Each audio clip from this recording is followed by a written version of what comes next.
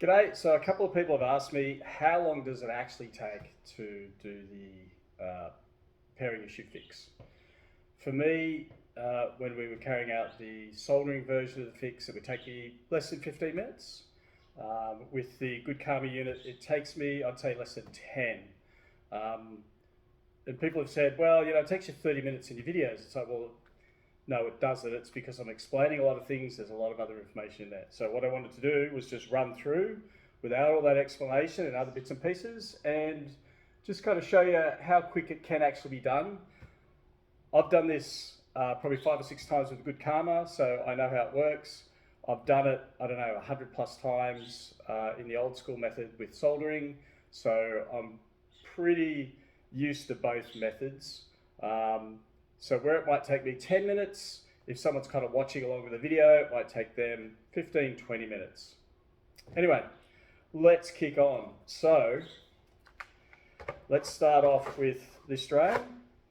I'll power it on so you can see that it has the pairing issue. White light, no gimbal movement, lights on the arms are doing nothing. So that, in a nutshell, is the pairing issue. As you can see, the LED is still white. The gimbal isn't doing anything at all. The only way I can shut it down is by removing the battery. So I'll do that now. So let's start a little counter and see how long it takes. I think it's going to be just under 10 minutes. So go. Obviously you need to remove the gimbal. We all know where the 6 screws are. There's 2 at the battery. I'm not going to rush the process because I want to make sure it's done right every time. You should never rush the process. Take your time. It's the times where I have rushed it, I've made mistakes, and sometimes those mistakes can be costly. Like back in the olden days when we were plugging into the J2 connector with some slightly different cables, if it wasn't keyed and you plugged it in backwards, well, you end up cooking that video processor. And then, yeah, you might as well throw that board away. It's good for nothing. Once that video processor's gone, that's it. Unit's effectively dead. You could look to replace that, but that's like a 360 something pin BGP chip. There's not a lot of places they're going to take that on without the proper spec sheet about how much you need to heat the board, how long for, what your maximum temperature is, stuff like that. And the reason why they won't do that is because without that sort of information, the job is going to fail. Because that information is really important to the success of that task. If you can't just heat the board up and remove the chip. You need to know what the temperatures are and all that sort of stuff. So, kicking right along. Just removing that arm cable, and while I'm there I always just clean it up so that when I'm done it's ready to go. I don't need to all of a sudden go, oh, I've got to clean that. So there's always a couple of little chunks because they tend to get a little bit of that silicone under the board. Righto, so that's good to go. I can bring in my Good Karma unit. I'm just going to clip that on the arm. Going to fold that around. Plug it in at my J2 connector. There's the little lump on the back. Yep, that way. That's the connector I was talking about before. If you don't plug that in the right way and you get the negative wire for it in the wrong spot, it basically shorts out the processor and kills it. My arm board plugs in. I've got my probe. Let's see, plug into the computer. I can hear the device. Just going to press on disconnect so it connects. Righto, only a couple of things left to do and we're pretty close.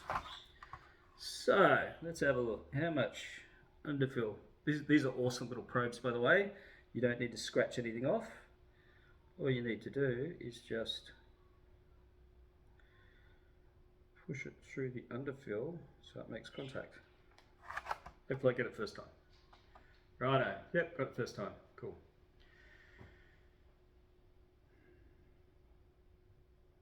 I'm only using a single camera today. I'm not doing multi-angles and all that sort of fancy stuff. You've seen that all before. You know, this unit wouldn't boot previously. By the end of it, it'll boot. This is just going to be one single take. No cuts, no edits.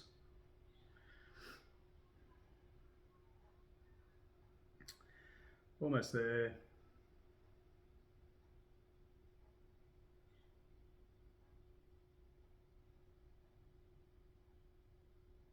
Right, I'm at login screen. So I'm going to remove that probe. And we're ready to log in. So I click the login button in the Commander software. I'm now unlocking the flash. I'm now backing up the file. Sorry, backing up the flash to a file.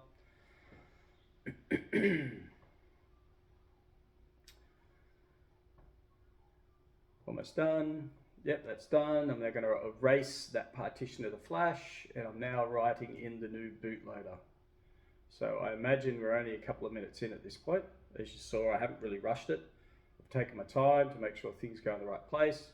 That bootloader has now been written, so I can now power down the device by just removing the battery. I'm going to disconnect the J2 connector and the ribbon cable. Remove the device off the arm. I'm going to plug this cable back in. You should always plug this cable back in before you test it. The reason behind that is this contains sensors for the arm, and if it's not plugged in, it'll think that the arm isn't properly extended. So let's plug that into there, and let's just test this. This should just, I'm going to turn that on because that'll take a minute to warm up. So I'm going to power this up. And there you go, straight away you can already see the gimbal's initialized. This light, camera's on, this light will shortly change to flashing red because it's initializing. There we go, so it's now booting up. Now, one of the major telltale signs will be I will be able to shut this down by the power LED, by the power button, sorry. Cool, done. So, remove the battery, put the battery back in. Just waiting for the controller to boot up.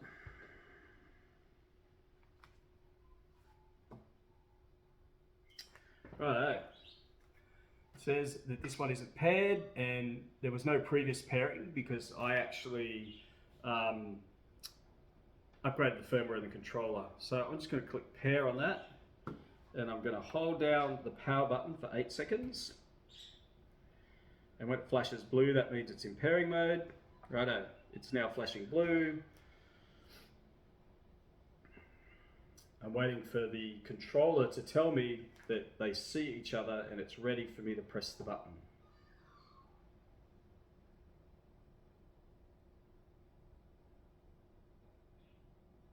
Righto, so I now just hold down that power button until it starts flashing. Pairing successful. It goes solid green. I can swipe up on the controller, and yeah, it's ready to go through those standard questions about what are your video defaults, check the battery. So yeah, that's all good. It will try and look for GPS, which we won't get because we're obviously inside. So let's shut this down. And I'll also shut down the controller. Just a couple of things left to do. So, first thing I need to do is I want to make sure that I glue that arm back in again. So just, that's way more silicone than I need.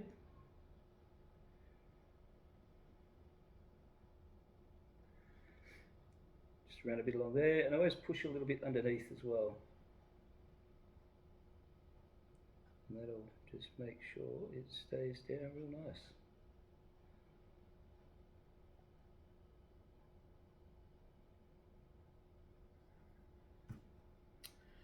Done with that. Put that aside. I'm going to put that on there. Put the can on, so make sure that the little thermal pad hasn't disappeared on you.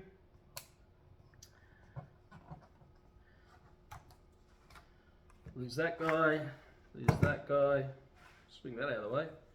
I'm actually done with that. Don't need that again. Righto, reverse crab. I find that if you switch it back to center, putting it back on is easier. Whereas taking it off, generally around the side, works better. Righto, let's flip her over, 6 screws in, we're good to go.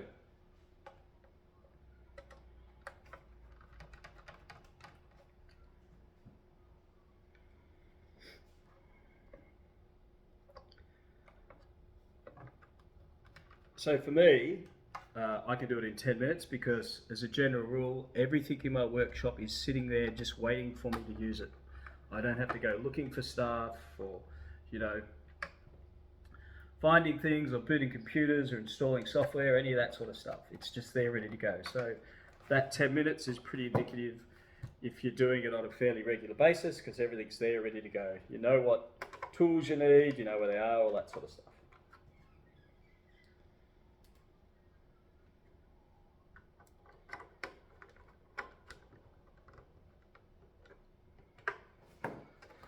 Righto, so battery's back,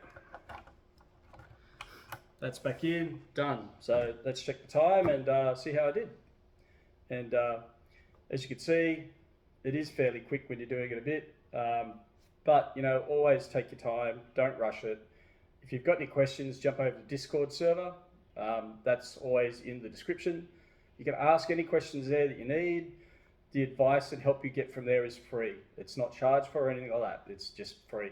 You know, the whole goal of this is to get as many of these flying as we can. Keep them out of landfill, keep them going. Alrighty, thanks for watching.